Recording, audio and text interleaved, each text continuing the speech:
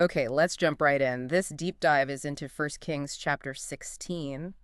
And you want to buckle up because it's a wild ride through a really chaotic period for the Kingdom of Israel. It really is. This chapter, well, it covers such a tumultuous time.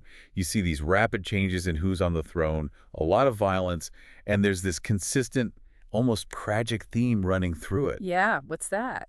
It's that each new king seems to just continue, or often actually exceed the spiritual failures of the guy before him. Yeah. It's quite something. Absolutely.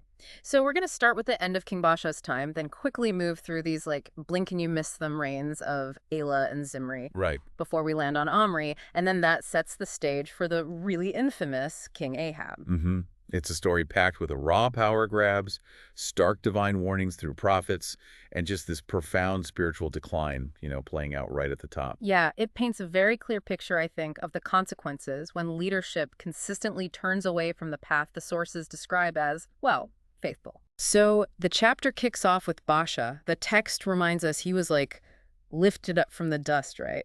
Elevated to lead Israel. Sounds like a great story, potentially. You'd think so. A real underdog story, maybe. Hmm. But the core charge against him is laid out almost immediately. Right. What's the main issue? The immediate criticism is that he walked in the ways of Jeroboam. And, just as a quick refresher for anyone listening, Jeroboam was the first king of the northern kingdom after the split. Right, the guy with the golden calves. Exactly. His big sin wasn't necessarily abandoning the Lord entirely, at first anyway, but trying to stop his people going back to Jerusalem to worship. So he sets up these golden calves in Bethel and Dan, makes alternative worship sites, appoints priests who weren't Levites. Well, to shore up his own power base, really. Precisely. A state-sponsored deviation from the established worship, designed for political security, but fundamentally undermined faithfulness to the Lord's commands, according to the text. And Madasha just kept that going. He continued that exact pattern, caused Israel to sin, the text says, and directly provoked the Lord's anger with their actions, their idols. Which naturally brought judgment. A specific, very harsh judgment. The word came through this prophet, Jehu, son of Hanani. He announces a total consumption of Baasha's house. Meaning his whole family line. Yeah, his dynasty. It would be made just like Jeroboam's house, completely wiped out from the throne. And the details given are pretty gruesome. I remember reading that. Dogs eating those who die in the city. And birds feeding on those who die out in the country. A really complete, ignominious end promised for his dynasty. Yikes. And the source, as it often does for these kings, it points you elsewhere for more details, right? Check the official records. Exactly. It mentions the book of the Annals of the Kings of Israel for other events of Baasha's reign, suggests they're drawing on or expect the reader to know about established historical records. Okay. So Baasha dies. He's buried in Tirzah, the capital at the time, and his son Elah takes over. Simple enough succession, but the text isn't quite finished with Baasha. No, it circles back. It reinforces the reason for the judgment. It's not just his evil deeds and provoking the Lord by being like Jeroboam. There's another layer. Yeah, and this is where it gets really interesting, tying back into that cycle idea we see so often.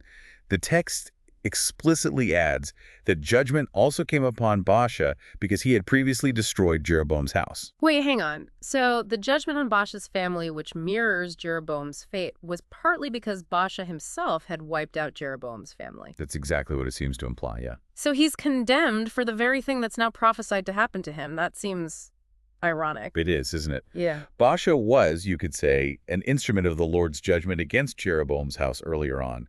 But then instead of learning from that history, instead of turning Israel back to the Lord, he just replicates Jeroboam's spiritual errors. Ah, I see. So he suffers a similar fate for his own sins. And maybe it's compounded by the irony, the hypocrisy perhaps, that he himself had carried out a similar destruction before. It really highlights that judgment isn't just about who falls, but the patterns of behavior that bring about that fall. That's a really powerful point about consequence and, well, history repeating itself when you don't learn the lesson. Okay, so Baasha's out, his dynasty is doomed, and his son Elah is now king. Elah, son of Baasha. He became king in the 26th year of Asa, who was king down in Judah, and he reigned in Tirzah. And his time on the throne was incredibly brief. Almost historically insignificant, really, except for how it ended. The source notes he reigned for only 2 years. 2 years. And the way he died is remarkably, well, almost mundane compared to these grand prophecies, not exactly battlefield glory. No, not at all. He's in Tirzah, apparently at a party in the house of Arza, who's described as being in charge of the palace. Mm-hmm. And while Elah is there, getting drunk, one of his own officials, Zimri, who he commanded half his chariots, so, a pretty significant military leader, conspires against him. So a trusted commander takes him out while he's drunk and vulnerable? That's cold. Pretty much. Yeah. Zimri struck him down, killed him right there. This was in the 27th year of Asa, king of Judah. So Elah's reign lasted maybe a year and a bit into that second year. Another king gone, more violence on the throne. And the annals are mentioned again for Elah. So now Zimri is king, and his first move is decisive, let's say. Decisive is one word for it. Brutal is another. To secure his own position, make sure there are no challenges from Baasha's line, Zimri immediately kills off Baasha's entire family. Spares no male relative, not even friends, the text says. A complete purge. Wow. Just wipe them all out. And the text makes sure we connect this back to the prophecy, doesn't it? It does, explicitly. It states, Zimri destroyed Baasha's whole family in accordance with the word of the Lord spoken against Baasha through the prophet Jehu. So Zimri's acting out of political ambition, maybe fear, maybe ruthlessness. But the divine narrative frames it as the fulfillment of the earlier prophecy. His, ambition and violence became the very instrument of that judgment. That's a chilling thought, that even these wicked actions of men can, in this view, serve a larger divine purpose, fulfilling these pronouncements. And the reason given for this judgment, falling on Baasha and Elah's line through Zimri, it points back to that same old problem. Exactly. It was because of the sins Baasha and his son Elah had committed, and crucially, the sin they had caused Israel to commit, provoking the Lord with their worthless idols. The leader's spiritual failures have these devastating dynastic consequences. Okay, so Zimri is king. He's also reigning in Tirzah. This is still the 27th year of Asa down in Judah. But his time on the throne, it makes Elah's 2 years look like an eternity. Oh, unbelievably short. The source tells us Zimri reigned for only 7 days. 7 days? That's incredible. How does a reign collapse that fast? What happened? Well, basically the army wasn't with him. They were out on campaign, laying siege to a Philistine town called Gibbethon. When the troops out there got word that Zimri had pulled off this coup, that he'd conspired against Elah and murdered him back in the capital, well, they didn't just accept him as the new king. They didn't back the coup? Nope. Right there in the camp, they immediately declared their commander, Omri, as the new king over all Israel. Ah. So the military basically chose its own leader on the spot, rejecting the guy who seized the palace. Exactly. The army's loyalty was clearly with Omri. So Omri and the entire Israelite force just packed up the siege on Gibbethon and marched straight back to Tirzah to lay siege to Zimri. Wow, talk about a quick turnaround. So Zimri's besieged in the capital he just took. What does he do? His end is incredibly dramatic. Really fits the whole short, violent reign, actually. Yeah. Seeing that the city was taken, realizing his position was completely hopeless, Zimri retreated into the strongest part of the royal palace, the citadel. And then surrender, fight to the last. Neither. Rather than face capture or execution by Omri and his men, he set the palace on fire around himself and died in the flames. Whoa. A final desperate act of self-destruction on the very throne he'd grabbed just a week before. A truly dramatic end. And the reason the text gives for his death, it echoes the others we've heard. Let me guess. Doing evil, walking in the ways of Jeroboam. You got it. Because of the sins he had committed, doing evil in the eyes of the Lord, walking in the ways of Jeroboam, and the sin he had caused Israel to commit. Even in just 7 days, that pattern of spiritual failure is noted as the sort of underlying cause of his doom. Incredible. And the annals are mentioned again for Zimri's reign and his rebellion. Okay, so 3 kings down in rapid succession. Baasha, Elah, Zimri, 2 violently removed, all tied back to Jeroboam's legacy and provoking the Lord. With Zimri gone in flames, is Omri finally the undisputed king? Not quite yet. Even after Zimri's dramatic exit, there was still internal division. The source says the people of Israel actually split into 2 factions at this point. Oh, for goodness sake, more conflict. Yeah. One side supported a guy named Tibni, son of Gineth, to be king, and the other side supported Omri, the army's choice. So a brief civil war kicks off after all that chaos. Seems like it. It really highlights the deep instability gripping the kingdom. There was this struggle for control between Tibni's camp and Omri's camp. How did it end? Well, the text is pretty concise about it. It just says Omri's followers proved stronger, Tibni died, and then Omri became the sole king. Okay. So after this period of extreme instability, Baasha, Elah, Zimri's 7 days. Then this Tibni conflict, Omri finally consolidates power. When does he officially become king, and how long does he last? He becomes king in the 31st year of Asa, king of Judah, and he reigned for 12 years in total. 12 years, that's much more substantial than the last couple. Definitely. For the first 6 of those years, he reigned from Tirzah, which was still the capital. But then he did something significant, right? Something that changed the landscape, literally. Yes, this is a really important development, especially from a historical perspective. Omri bought a hill from a man named Shumer, paid a hefty price for it, two talents of silver. Okay, buying land. And then he built a brand new city on that hill. And he named it Samaria, after Shamer, the guy he bought the hill from. Samaria. So this wasn't just renovating the palace in Tirzah. This was establishing a completely new capital city. Exactly. A strategic move, probably. Maybe more defensible. Definitely a chance to build his own power base, away from the history of Tirzah. It was ambitious. And Samaria becomes pretty important, right? Hugely important. It would go on to be the capital of the Northern Kingdom for the rest of its existence, basically. So from a political perspective, even architectural one, building Samaria was a major achievement for Omri. He brought a degree of stability, established this new center of power after years of turmoil. But knowing the pattern of this chapter, the narrative in the source probably doesn't focus on his political savvy or building projects. You guessed it. Yeah. It immediately turns to assess his spiritual standing. And the assessment is, well, it's grim. Worse than the others. That's exactly what it says. The text is very clear. Omri did evil in the eyes of the Lord, and here's the kicker. He sinned more than all those before him. Wow. More than Baasha, more than Elah, Zimri. They all followed Jeroboam's path. How did Omri manage to be even worse? It seems he didn't just follow Jeroboam's pattern. He perhaps solidified it, maybe even expanded on it, from this powerful new capital. The text says he walked in all the ways of Jeroboam and his sin, which caused Israel to sin, provoking the Lord with worthless idols. So by setting up the capital in Samaria, and presumably making that the center of the state-sponsored Jeroboam-style worship, he deeply entrenched the spiritual apostasy. He didn't just passively continue the pattern. He built the actual foundations for it in a new, prominent way. He made that deviation even more central to the kingdom's identity, perhaps. So, okay, politically stable under Omri, maybe even strong, but spiritually a disaster, laying an even worse foundation than anyone before him. That really seems to be the source's core message here. He consolidated worldly power, yes, but at significant spiritual cost, pushing the nation further down the path away from faithfulness. And again, the annals are mentioned for his other achievements, his might. Right. So Omri dies, he's buried in Samaria, the city he founded, and his son Ahab succeeds him. And if you thought it couldn't get worse after Omri being called the worst so far, well, Ahab takes the spiritual decline to a whole new level. This is really where the narrative hammers home the idea of escalating sin. Ahab, son of Omri, became king in the 38th year of Asa, king of Judah, reigning from Samaria. This chapter gives us the start of his reign, noting he reigned for 22 years over Israel. 22 years, a long time compared to the others in this chapter, and the source's judgment on Ahab is immediate. Immediate and absolutely uncompromising.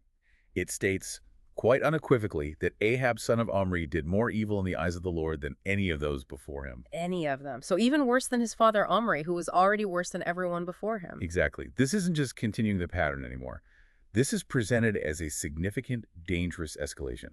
Beyond Jeroboam, beyond Omri, beyond anyone who came before. How? How did he manage to top Omri's record? What specific things did Ahab do that made him so much worse in the eyes of the text? The text highlights several key actions. First, and this is really telling, it says he considered the sins of Jeroboam, the golden calves, the alternative worship system, he considered them trivial. Trivial, like not a big deal. Exactly. That's Yeah. crucial. He didn't see them as serious errors to be corrected or even managed. He saw them as minor issues. That suggests a real hardening of heart, and a willingness to go much, much further. So not just following the established deviations, but basically dismissing them as nothing, opening the door for something far worse. Precisely. And that something worse was largely brought in, it seems, through his marriage. Jezebel. Jezebel. Right. He married Jezebel, the daughter of Ethbal, who was the king of the Sidonians. Now, this wasn't just a personal marriage, it was a major political alliance. But it brought this powerful foreign religious influence right into the heart of Israelite leadership, right into the capital city Omri had built. And that foreign influence brought foreign gods, specifically Baal. Absolutely. After marrying Jezebel, The text says Ahab began to serve and worship Baal. This is a huge step beyond the distorted worship of the Lord that Jeroboam started.